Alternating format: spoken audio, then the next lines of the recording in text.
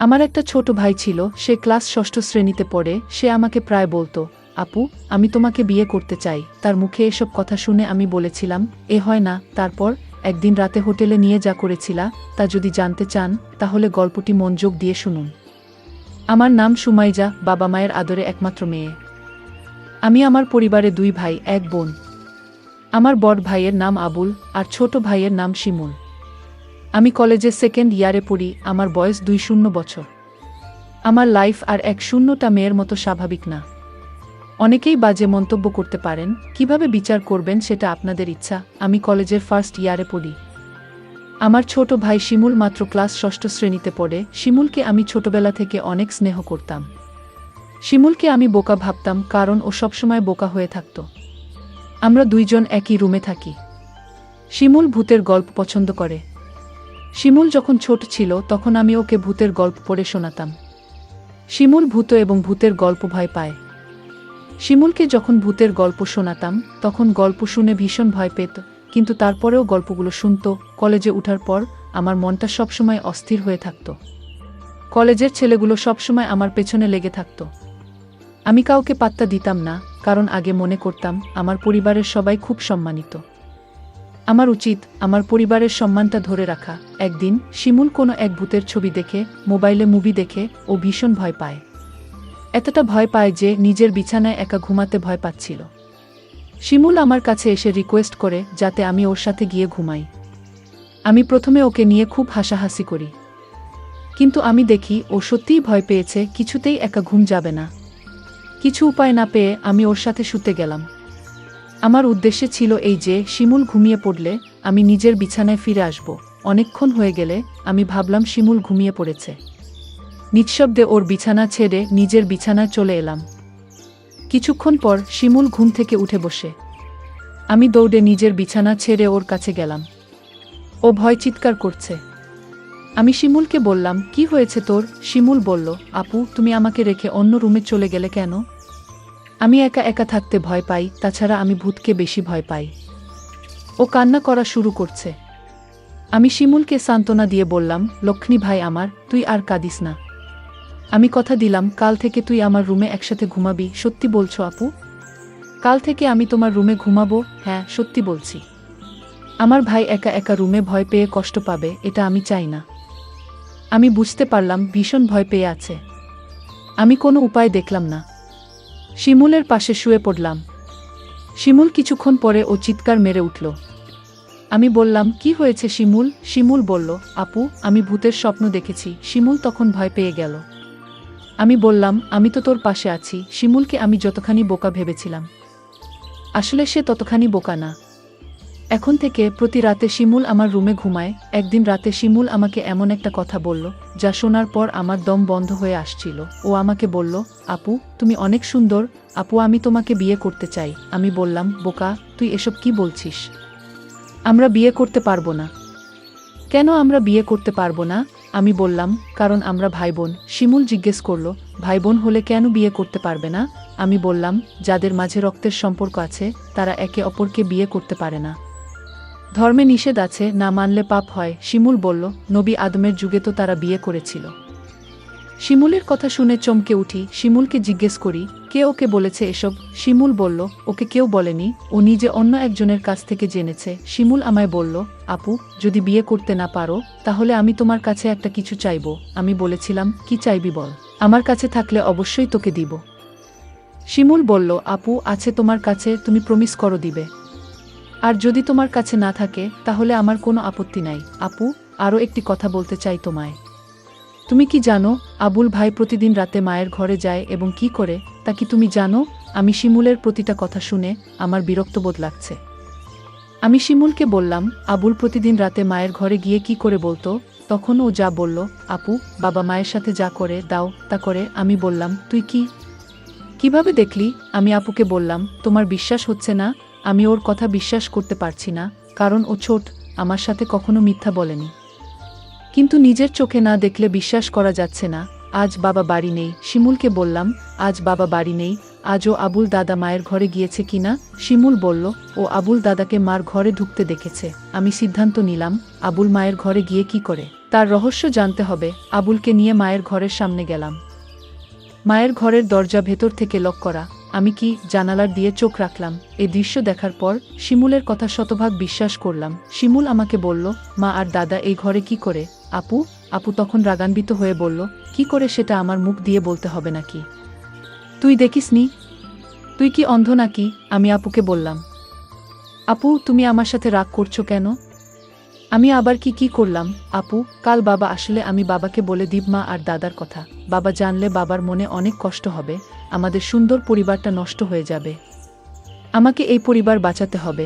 আমি শিমুলকে ঘরে নিয়ে আসলাম। শিমুলকে বললাম, আমাদের পরিবার একটা সম্মানিত পরিবার। আমাদের ঘরের কথা বাহিরের মানুষ জানলে আমাদের সম্মান নষ্ট হয়ে যাবে। ঠিক আছে আপু, আমি বাবাকে কিছু বলবো না, শুধু তুমি যদি আমার একটা কথা রাখো, আমি আমার পরিবারকে বাঁচাতে। আমি শিমুলকে বললাম, তুই বল তোর মনের কথা। আমি রাখবো। শিমুল তখন আমার জিজ্ঞেস করল, সবাই পারলে আমরা কেন পারবো না? কি করতে হবে সেটা বলবি তো? আমি বললাম, আপু তোমার কাছে একটা রাত ধার চাই। তুমি কি দিবে? আপু বলল, রাতে আবার কি করবি? যা বলবি ঘুরিয়ে না বলে সোজা বলে ফেল। আমার ছোট ভাই তখন বলল, আপু দাদা আর মা যা করে আমরা তাই করব। শিমুল তোর কি মাথা ঠিক আছে? তুই কি বলছিস? একবার ভেবে দেখেছিস? আমি আপুকে বললাম। তুমি আমার কথা রাখবে কি সেটা বলো। আমি বললাম, নিয়ম নেই। শিমুল জানতে চাইল, নিয়ম কারা বানায়? আমি বললাম, বড়রা। শিমুল বলল, বাবা সবার বড়। শিমুল বাবাকে বলে নিয়ম বানাবে। শিমুলকে বাবার কাছে যাওয়া থেকে আটকাতে হবে, কিন্তু শিমুলকে কোনোভাবে বোঝানো যাচ্ছে না। আমি ভাবলাম, শিমুল খুব বড় নয়, তবে ক্লাস ৬ষ্ঠ শ্রেণীতে পড়ে। তাছাড়া ও বোকা, মানসম্মান বিষয়ে তার কোনো জ্ঞান নেই। আমি বললাম, আমি যদি শিমুলের কথা রাখি তাহলে ওকে চুপ রাখা যাবে, মা আর দাদার ঘটনা বলা যাবে না। আমি বললাম, শিমুল তোর কথায় আমি রাজি, তবে একটা শর্ত আছে। শিমুল বলল, কি শর্ত? আপু আগামী মাসে বাবা মা আমাদের পরিবারের সবাই ঘুরতে যাব চট্টগ্রাম, আর যেদিন আমরা চট্টগ্রাম যাব সেদিন তোর ইচ্ছা পূরণ করব। আমি বললাম, ঠিক আছে, আমি সেই অপেক্ষা রইলাম। ১ মাস পর বাবা আর মা আমাদের সবাইকে ডেকে বললেন তারা চট্টগ্রাম যাবেন ঘুরতে, তাই আমাদের সবাইকে জানিয়ে দিলেন। আমি বাবার কথা শুনে আমার অনেক ভালো লাগছে। এতদিন পর আমার মনের ইচ্ছা পূরণ হবে।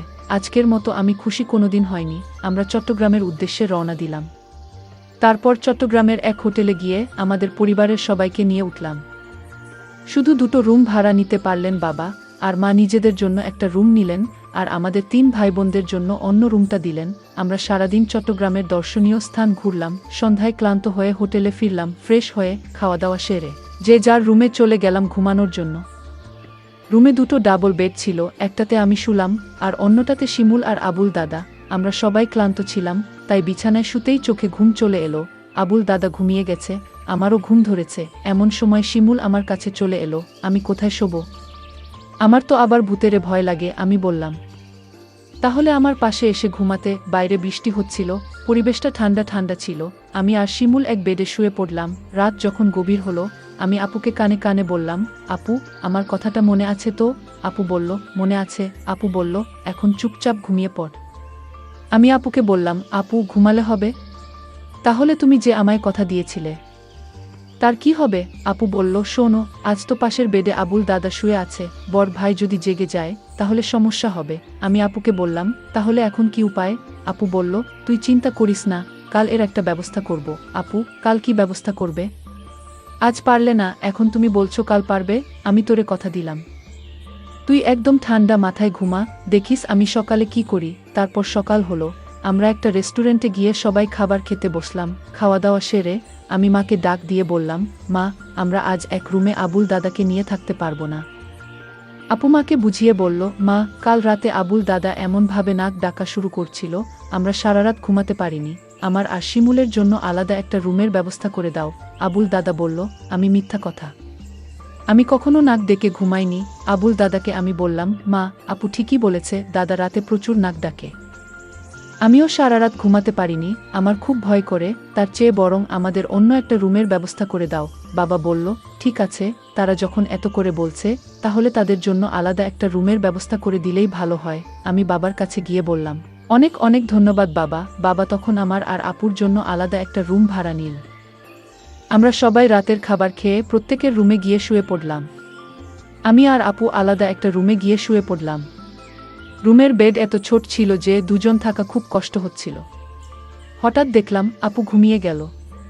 আমি আপুকে ডাক দিয়ে বললাম, এই আপু, তুমি ঘুমিয়ে গেলে? আমি আপুকে জোরে জোরে ডাকতে লাগলাম। আপু আমার কথা শুনছে না।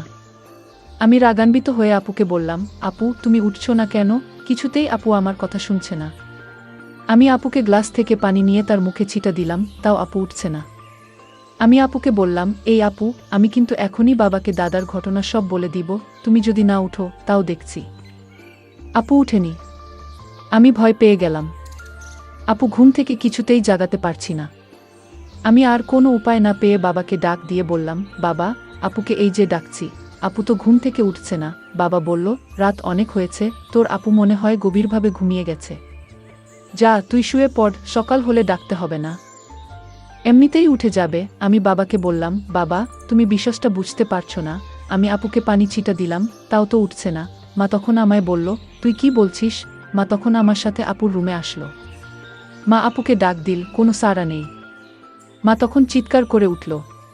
মা কান্না করা শুরু করে দিল, আমার মেয়ে আর বেঁচে নাই, ঘুমের ঘরে মরে গেছে, আমার কি সর্বনাশ হয়েছে। সবাই রুমে আসলো আর চিৎকার করে কান্না করতে লাগলো। কিন্তু আমার মনের সন্দেহ হচ্ছিল, না না, আপু এভাবে মরতে পারে না। আমি এসব ভাবতে ভাবতে আপুর বিছানায় একটা চিঠি লক্ষ্য করলাম। চিঠিটা আমি খুলে পড়তে শুরু করলাম। চিঠিতে লেখা ছিল, শিমুল ভাই আমার, তুই আমাকে ক্ষমা করে দিস। আমি তোর কথা রাখতে পারিনি, কারণ দাদার ঘটনা দেখার পর থেকেই আমার মন থেকে বাঁচা ইচ্ছা চলে গেছে। সেদিনেই আমি সিদ্ধান্ত নেই, এই পরিবারে আমি বেঁচে থাকতে পারবো না। কারণ যেই পরিবারের সম্মান থাকে না, মায়ের কার্যকলাপ আমার কাছে ভালো লাগে না। আর তোকে আমি মিথ্যা আশা দিয়েছিলাম, কারণ আমি চেয়েছিলাম দাদা আর মায়ের বিশ্বাসটা কেউ না জানুক। কিন্তু তুই বারবার আমায় বলছিলে, তোর কথা যদি আমি না রাখি, তাহলে দাদা আর মায়ের কথা তুই বাবার কাছে বলে দিবি। আর আমি কোনো পাপ করতে চাইনি, তার চেয়ে বরং আমি ওপারে চলে যাই। তুই যদি সত্যি তোর আপুকে পরকালে ভালো রাখতে চাস, তাহলে দাদা আর মায়ের কথা কিছুতেই বাবাকে বলিস না। আমি আপুর চিঠির লেখা পড়ে আমি চিৎকার করে কান্না করছি আর বলছি, আপু তুমি একবার উঠে আসো। আমি আর কোনোদিন তোমাকে কিছু বলবো না, তাও তুমি উঠে আও। কিন্তু মানুষ মরে গেলে কি আর জীবিত হয়? প্রিয় বন্ধুরা, আজকের গল্পটি কেমন লাগলো তা কমেন্ট করে জানাবেন। ধন্যবাদ।